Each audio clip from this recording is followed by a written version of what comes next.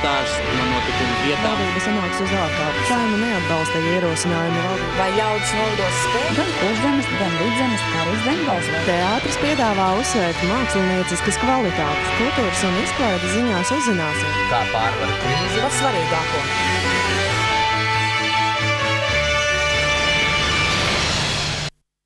Sveicināti raidījumā Runā Latvija. Šodien, godātie skatītāji, raidījumā runāsim gan par zinātni, gan politiku, gan tikko aizvadīto labo darbu nedēļu. Šodien, 24. oktobrī, Rīgā darbu sāka apvienotais Pasaules latviešu zinātnieku 3. un Letonikas 4. kongress – Zinātne, sabiedrība un nacionālā identitāte. Un par šo tematu studijā runās Eiropas Savienības tiesas tiesnesis, Latvijas Zinātņu akadēmijas goda doktors Egils Levits un akadēmiķis Andrejs Siliņš. Vairāk par Saeimas būšanām un iespējams savādāku skatu uz daudziem jautājumiem mēs sarunāsimies, kad studijā būs Saeimas deputāts no Saskaņas centra Andrejs Elksniņš. Bet kādas atziņas rīkotājiem ir devusi labo darbu nedēļa? Pieredzētais, plānotais, pārsteidzošais sarunu studijā ar palīdzēsim.lv projektu vadītāju Lauru Liepu Timmu. Raidījumā būs arī Latvijas reģionālo televīzijas stāsti par dzīvi valsts novados. Un vēlos vēl atgādināt, godātie skatītāji, ka mūsu viesiem var ik viens piezvanīt un tiešraidē pavaicāt savu jautājumu, ja tas skar sarunas tematu. Un telefons tiešajā ēterā 670 70 298, numurs pat labi redzams jūsu ekrānos. Studijā tikmēr jau ir Latvijas Zinātņu akadēmijas akadēmiķis Andrejs Siliņš. Sveicināt pie mums raidījumā. Un Eiropas Savienības tiesas tiesnesis Latvijas Zinātņu akadēmijas goda doktors Egils Levits. Sveicināts pie mums. Labvakar. Tātad šodien darbu sāka apvienotais Pasaules latviešu zinātnieku 3. un Letonikas 4. kongress – Zinātne, sabiedrība un nacionālā identitāte. Pirmā darba diena, pirmās emocijas, pirmie iespaidi. Es domāju, ka tas ir liels notikums Latvijas zinātnes dzīvē. Pirmkārt jau ir interesanti redzēt, un es teiktu arī ļoti svarīgi redzēt Latvijas zinātniekus vienkopus no dažādām nozarēm, sākot ar vēsturi, fiziku, ķīmiju, tad visa zinātne kopā, vienā telpā, un mēs šajās turpmākajās dienās noklausīsimies veselu rindu referātu no dažādām zinātnes disciplīnām. Pie tam, protams, ne jau katrs ies uz visu, bet, protams, to, kas viņam interesēs. Bet es domāju, ka ir svarīgi arī tas, ka zinātnieki redz sevi kā kopienu, lai varētu palīdzēt formulēt Latvijas zinātnes politiku tādu, lai tā varētu dot savu pienesumu Latvijas valsts attīstībā. Tātad zinātnieki, kuri redz sevi nevis tikai kā finansējuma objekts, bet arī kā politikas subjektus, kas var iespaidot Latvijas zinātnes tālāko attīstību. Siliņkungs? Jā, tik tiešām šis te pasākums zinātniekos rada zināmas cerības, kā varbūt attieksme no valsts vadības puses pret zinātni Latvijā mainīsies, kas ir nepieciešams. Uz to norāda tas, kad kongresā piedalījās valsts prezidents un arī bijusi valsts prezidenta Vairvīta Freiberga profesori. Un katrā ziņā abu šo personu runās, uzstāšanās izskanīja cerību, ka beidzot tiks saprasta zinātnes loma jebkurā valstī, un tā skaitā Latvijā, kur tā ir ļoti nepieciešama, jo tikai uz zinātni, uz intelektuālām vērtībām balstoties, Latvija varētu cerēt straujāk atgūt savu ekonomisko izaugsmi un arī atgūt atpakaļ tos cilvēkus, kas patreiz ir aizbraukuši no Latvijas. Jā, bet prezidents uzstājoties arī teica, ka gaišākie prāti, diemžēl, aizbrauc no Latvijas, un tas tiešām ir tik jūtami? Tik tiešām tas ir jūtami, un tas, protams, no vienas puses varētu būt pat pozitīvi, jo sevišķi studentiem ļoti liederīgi ir kādu laiku pavadīt vadošajās Eiropas vai pasaules augstskolās, apgūt šo augstskolu pieredzi, un tas ir tikai pozitīvi. Bet tas mūsu Latvijas uzdevums ir radīt tādus apstākļus šeit Latvijā, lai pēc tam lielākā daļa no šiem jauniešiem tik tiešām atgrieztos Latvijā. Diemžēl patreizie Latvijas zinātnieku apstākļi, Latvijas zinātnes loma stāvoklis Latvijā neveicina atgriešanos atpakaļ, un tāpēc, kā tik minēts kolēģi akadēmiķi Jānis Stradiņa referātā, apmēram 1000 vadoši Latvijas zinātnieku, jaunās, vidējās paudzes, patreiz strādā ārzemēs un netik ļoti cenšas atgriezties. Tikai daži no viņiem ir atgriezušies Latvijā. Egils Levits šodien nolasīja arī savu ziņojumu Pasaules latviešu zinātnieku kongresā Nacionālās identitātes jēdziens sabiedrības un zinātnes skatījumā. Un man tad ir tāda saprašana, nesaprašana, vai tad šis jēdziens nacionālā identitāte zinātnes skatījumā ir savādāks un sabiedrības skatījumā ir savādāks? Protams, kad ir tiek izcelti dažādi aspekti. Sabiedrība diskutē par identitāti, par valstisko nacionālā identitāti zināmās kategorijās un zinātne vairāk analītiski, bet principā ir jābūt tā, ka sabiedrības diskusijām par šo jautājumu ir jābalstās arī uz zinātnes atziņām. Tas nevar būt pilnīgi pretēji. Mans ziņojums fokusējās uz vienu specifisku nacionālās identitātes aspektu, un proti uz valsts tiesisko aspektu. Un proti jautājums par to, ka Latvija ir nacionāla valsts, ko dibinājusi latviešu nācija, ka no tā izriet vesela rinda secinājumu. Pirmkārt jau tas, ka latvieši ir valsts nācija paši savā zemē, no kā atkal izriet zinām secinājumu. Un, protams, šeit arī ir mazākumtautības un valsts nācijas un mazākumtautība attiecības ir nostiprinātas arī satversmē, principi un dažreiz arī un daļai arī teksta līmenī. Latvija šai ziņā nav nekāds izņēmums. Latvija ir tāpat kā gandrīz visas citas Eiropas valstis, nacionālas valstis, taču Latvijā ir uzkrītoši tas, ka Latvijā šī apziņa, ka tā ir nacionāla valsts, ka tā ir latviešu nacionāla valsts, ir diezgan bāla. Respektīvi, politikā un arī sabiedrībā tas, teiksim, šī pamatatziņa, šī pašsaprotamība nav tik skaidra, kā tas, piemēram, ir Dānijā, vai Austrijā, vai Holandē, vai kaut ko citur, vai arī tepat Igaunijā un Lietuvā. No tā izriet arī, piemēram, jaunās vai, teiksim, samērā nesenās publiskās diskusijas par Latvijas vēsturi, neseno vēsturi, kas pēc būtības ir valstiskās identitātes jautājums.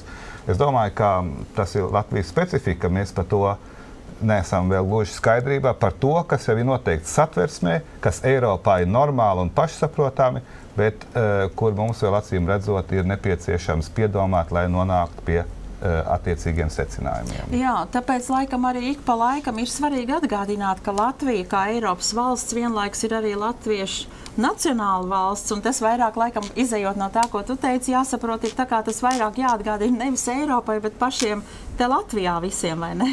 Es domāju, jā. Eiropā tas ir pašsaprotami. Neviens nebrīnās, ka Latvija ir nacionāla valsts, ka tas ir iekodēts satversmē. Principu līmenī, kā viens no virsprincipiem. Latvijas satversme nosaka 4 virsprincipus. Tas ir demokrātijas virsprincips, tiesisks valsts virsprincips, sociāli atbildīgas valsts virsprincips un nacionālas valsts virsprincips.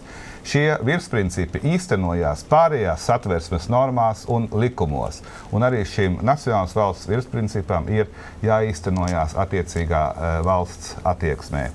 Kas, piemēram, nozīmē to, ka šķelšanās Latvijas sabiedrībā ir kaut kas pretdabisks, ka ir jābūt kopējai visai valstī, kopējai valodai, kopējai kultūrai, kas, protams, arī var būt pēc tam atsevišķas mazākumtautības kultūras un valodas, kas arī jāveicina, bet blakus kopējai izpratnē par valodu, par kultūru, par vēsturi. Un tā ir nacionāla valsts, kāda tā ir jebkura Eiropas Savienības valsts. Mums arī tas ir satversmē jau iekodēts, kā es teicu, bet acīm redzot, ja par to vēl ir jādiskutē un jārunā, tad laikam šī apziņa ir vēl diezgan bāla. Mums ir zvans studijā. Halo, sveicināti! Halo! Labvakar. Labvakar! Es gribētu parunāt tādu lietu. Es zinu, doktoriem neatļauj ilgāk strādāt, kā viņam ir pensijas gadi. Bet zinātnieki, man šķiet, ka viņi strādā līdz pēdējiem un neatļauj jauniešiem būt par zinātniekiem. Lai pasaka, kā vispār es domāju, vai tā ir pareizi vai nepareizi. Jā, paldies par viedokli. Jā, varbūt es varētu kā vairāk uz vietas. Tik tiešām jums ir taisnība, ka zinātniekiem ir tiesības strādāt tik ilgi, kamēr viņi ir spējīgi dot zinātniskā darba produkciju. Un tas ir pilnīgi dabīgi šajos apstākļos, jo es vēlāk varbūt arī pateikšu, jo zinātne Latvijā tiek finansēta tik pieticīgi, ka droši vien tikai cilvēki, kuriem vēl ir papildus ienākums kā pensija, var arī tajā zinātnē strādāt. Un jaunieši neviens neaizliedz jaunietim. Ļoti viss zinātniskās amati tiek konkursu kārtībā iegūti. Ja? Un uz jebkuru vietu var pieteikties gan pieredzējušais zinātnieks, gan jaunie zinātnieki. Un atkarībā no tā, kurām ir labāki rādītāji, ja tā var teikt, tas arī tiek ievēlēts gan zinātniskos institūtos, gan augstskolās. Es par ārstiem, doktoriem tiešām nezinu, bet es domāju, ka kaut kas līdzīgs ir droši vien būs jārealizē. Vienkārši mums, tas ir arī Eiropas Savienības mērogā, ir tāda problēma, kad mums ir jāizmanto cilvēku spējas daudz ilgāk nekā tikai līdz pensiju vecumam. Ja viņi ir spējīgi strādāt, pelnīt un papildināt budžetu, nu tad viņiem jāļauj to darīt. Es gribētu piebilst to, ka pirmkārt Eiropas Savienībā, tātad līdz ar to arī Latvijā, mainās attieksme pret vecumu. Ir jauns diskriminācijas aizliegums, un proti diskriminācijas aizliegums vecuma dēļ. Tas ir ieviests arī Eiropas cilvēktiesību hartā, un tas nozīmē, ka līdzšinējie aizliegumi strādāt ir jāpārbauda arī, vai tie ir attaisnoti no Eiropas cilvēktiesību hartas viedokļa. Es teiktu, attiecībā uz zinātniekiem tas noteikti nav. Es varētu iedomāties, ka tur, piemēram, attiecībā varbūt uz pilotiem, ugunsdzēsējiem, varētu varbūt būt, bet katrā ziņā pirmkārt ir jāsaka tas, ka visi vecuma posmi cilvēkam ir vienvērtīgi. Nav tā, ka cilvēks ir vērtīgāk zināmā vecumā un pēc tam vērtība zūd, jeb otrādi sākumā maza. Tātad ir normatīvi vienvērtīgi un ir jāskatās, lai šī vecuma diskriminācija, tiktu izskaust pamazām. Un arī man jāsaka, Eiropas cilvēktiesība un Eiropas Savienības tiesība judikatūra arī ir beidzamā laikā pievērsus uzmanību šim jautājumiem. Ir vesela rinda spriedumi, kas novērš vecuma diskrimināciju.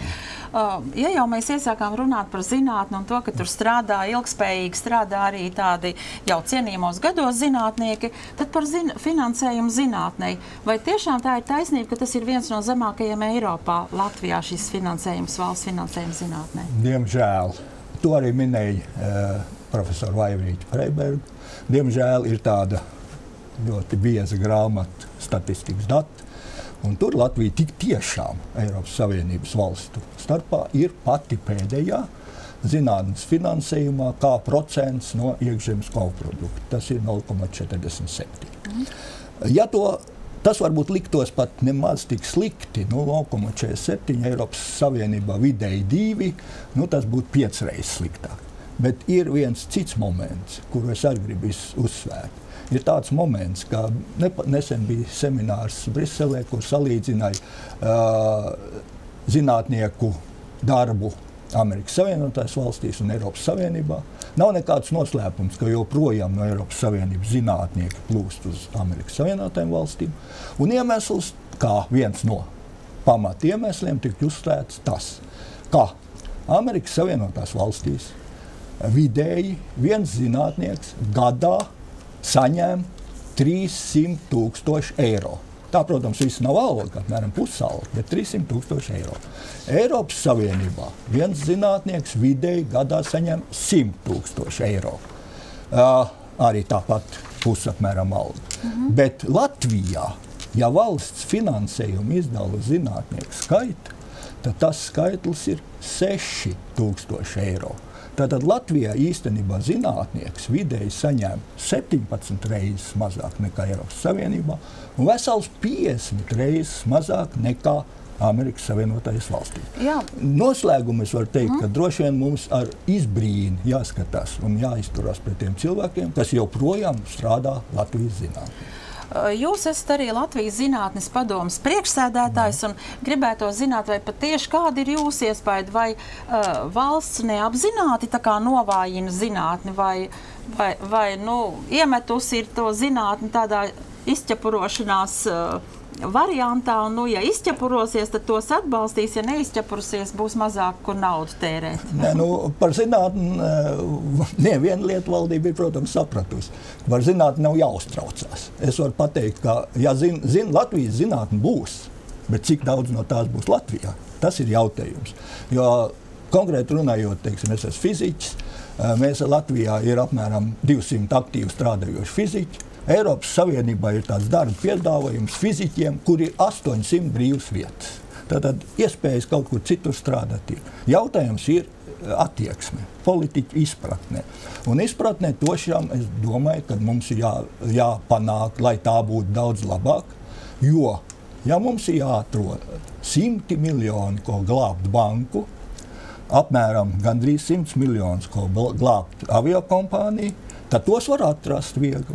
Jāatrod, starp citu, zinātnes finansējums ir tikai valsts budžeta zinātnes finansējums ir 17 miljonu latu, kas ir nieks par to.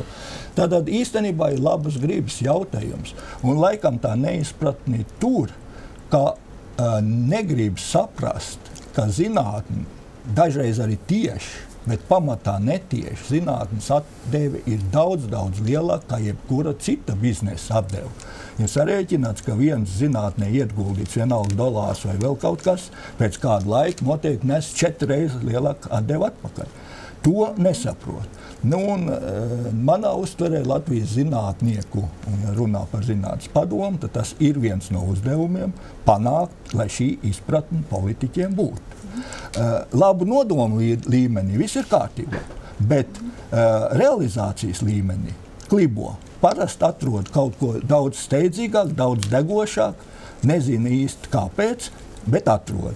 Bet zinātne droši vien tādēļ, kā tiešām zinātne nepazudīs. Es vēlreiz gribu teikt, zinātne nepazudīs, tikai nezinu, vai viņa būs Latvija, vai tā būs Latvija. Bet šis jautājums arī tiks akcentēts Pasaules Latviešu zinātnieku kongresā, un tur skaidra bilde, ka par šiem jautājumiem neslēpjoties runās bez aplinkiem. Tieši tā, ir paredzēts ceturtdien, ir paredzētas diskusijas par dažādām tēmām, un viena diskusija paredzēta par zinātnes politiku un prioritātiem. Un tur tad arī tur es esmu vadītājs, un es aicinu visus piedalīties šajā te diskusijā, kur mēs mēģināsim kolektīvu kopējiem spēkiem atrast tos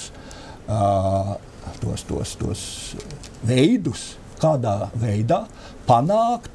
Mums neko īpaši nevajag. Mums jāpanāk, lai pieņemtie likumi Latvijā tiktu izpildīti. Jo Latvijā zinātnes darbības likumā ir uzrakstīts, ka ministra kabinets katru gadu iesniedzot Saeimā apstiprināt budžetu, paredz zinātnes budžeta pieaugumu par 0,15% no nacionālā koprodukta. Tas jau ir kopš 2005. gada. Ja tas būtu darīts, mēs jau būtu pārspējuši Eiropas Savienības vidējo līmeni. To nedara. Jāpanāk, lai tas tiktu darīts. Jā, kā, piemēram, no Eiropas tiesas augstumiem skatoties uz Latviju, uz Latvijas satversmi un uz tām aktivitātēm, kas notiek par iespējamo satversmes grozīšanu, tur vienā vai otrā jautājumā, kā raugās Egils Levits uz šīm lietām, vai mūsu satversmi ir tik tāda viegli pārveidojama, varbūt, ka tiešām tur vajadzīgs kaut kā izteikties precīzāk, lai tur būtu skaidrība lielāka kādam, kam ir šaubas? Divas lietas. Pirmā lieta ir tā, ka Latvijas satversme to pareizi izprotot, es uzsveru, pareizi izprotot, satur visu, kas ir vajadzīgs demokrātiskai, tiesiskai, sociāli atbildīgai un nacionālai valstī. Bet jautājums ir tas, ka kā jebkurš juridisks dokuments, tur ir ierakstīts kaut kādi fragmenti, un starp šiem fragmentiem ir jāprot saprast tas, kas tur arī vēl ir iekšā, bet nav ierakstīts tekstā. Un tādēļ arī ir juristi un konstitucionālie juristi, valstiesībnieki, kas visu to, kas sakot, prot izlasīt un arī saprast. Bet otrais moments ir tas, ka satversme ir arī dokuments, kas ir jābūt saprotamam katram iedzīvotājam. Tādēļ nepietiek viena lasīt prasmi, lai saprastu satversmi, lai saprastu dokumentus. Cilvēki varētu, protams, teikt, ka 2. klases skolnieks jau varētu saprast, kas ir satversmē rakstīts. Viņš var izlasīt, bet saprast ir kaut kas cits.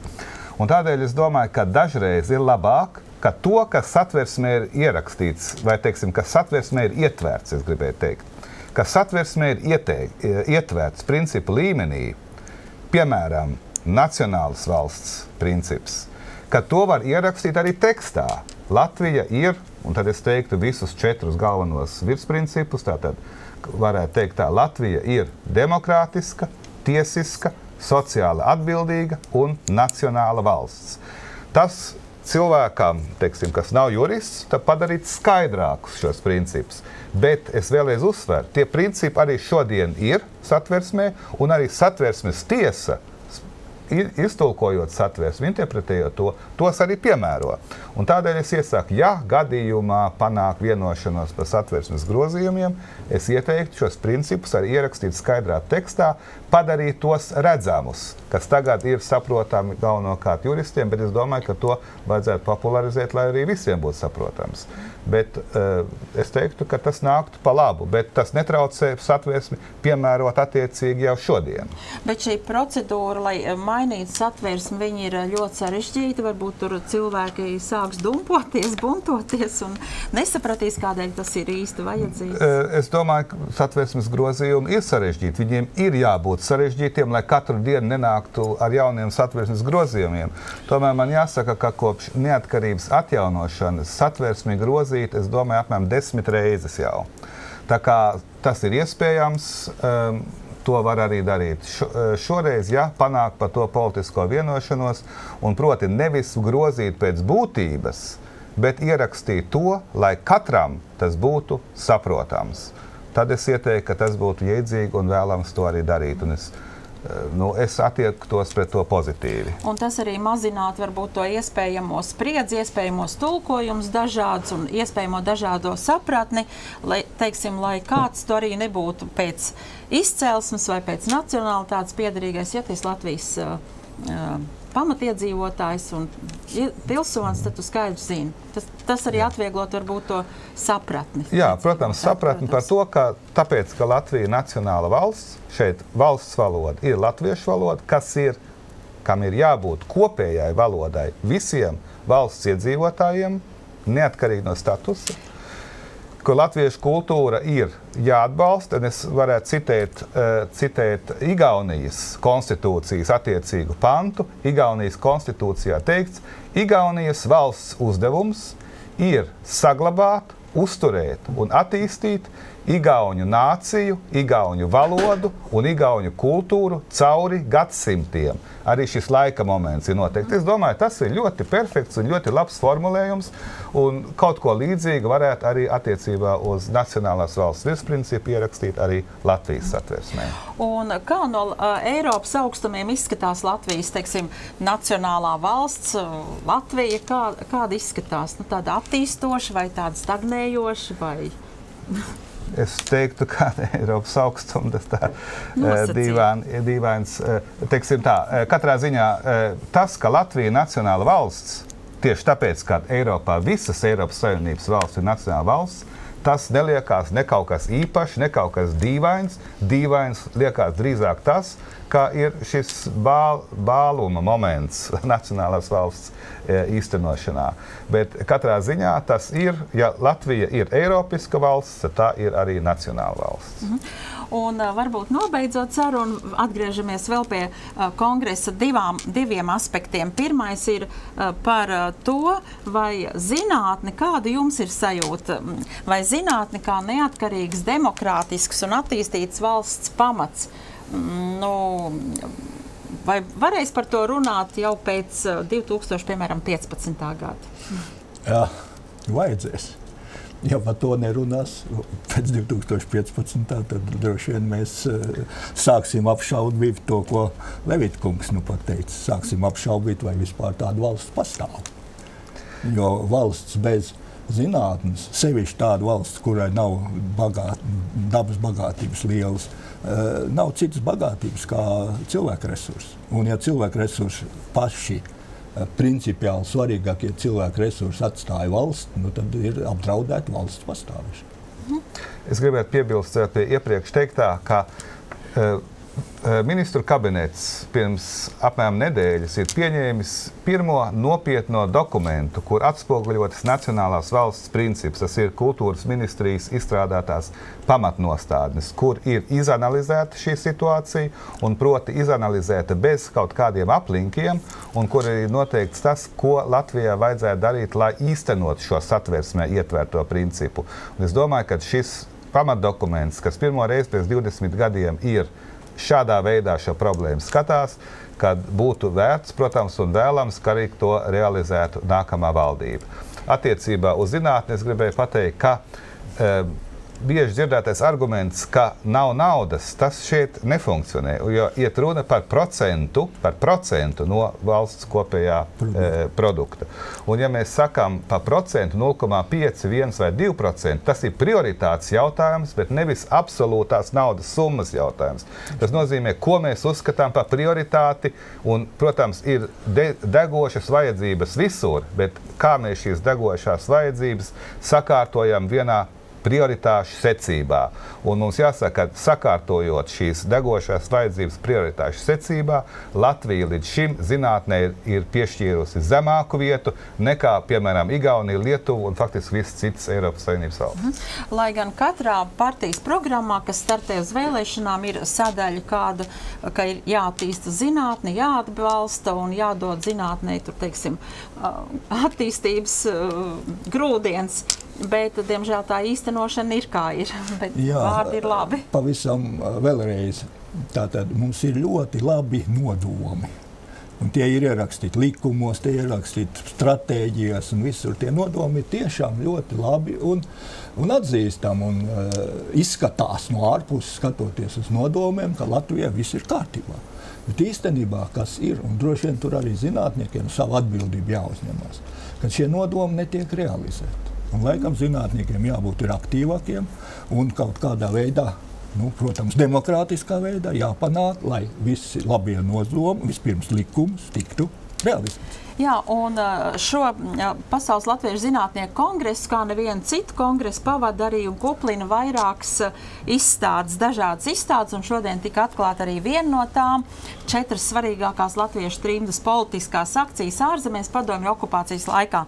Varbūt vēl īsumā mūsu skatītājs informējiet, kas tās par 4 tādām svarīgākām politiskām akcijām ir bijušas to laiku. Trimda Latvijas okupācijas laikā faktiski iznesa lielā mērā Latvijas valsts neatkarības ideju. Jo Latvijā nevarēja par to runāt, kamēr Trimda uzskatīja par savu politisko uzdevumu to uzturēt dzīvi un arī ievest pasaules politiskajā procesā. Un tajā sakarā arī Trimda rīkoja dažādas akcijas. Šī izstāde ir par 4 šādām lielām un nozīmīgām akcijām, un es minēšu tās. Tas ir pirmais vispasaules latviešu jaunatnes kongress Berlīnē 68. gadā, kas radīja spriedzi starp lielvalstīm, starp Padomju Savienību un Ameriku, Angliju, Franciju no otras puses, jo Padomju Savienība uzskatīja šo Trimdas jaunatnes kongresu Rietumberlīnē par savu veidu uzbrukumu sev.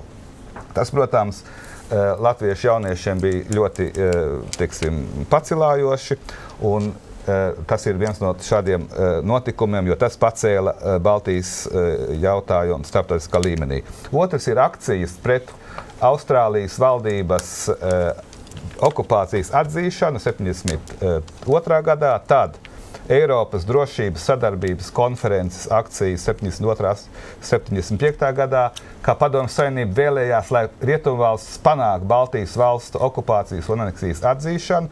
Šeit Trimda rīkoja akcijas un rezultātā tieši pretēji tika vēlreiz apstiprināts okupācijas un aneksijas pretiesiskums, un beidzamais bija Baltijas brīvības un miera kuģis 85. gadā, kad ar šo kuģi, braucot pa Baltijas jūru, netālu no Kurzemes krastiem, tika atkal pievērsta uzmanība Baltijas okupācijai un aneksijai, un tas bija tieši tātad visu notikumu sākuma posmā. Sirsnīgs paldies par atnākšanu uz raidījumu, sirsnīgs paldies par savām domām, viedokļiem un uzskatiem. Tas nav maz svarīgi, ko mēs dzirdējām visu, un es domāju, ka izstādi ik viens vēl varēs aiziet un apmeklēt interesants, jebkurš. Tā kā paldies un sekmes darbā arī turpmāk kongresā. Rīt kongresa darba turpinās, bet mēs mūsu raidījumā turpmāk skatāmies stāstu par balvu biznesa inkubātoru darbu.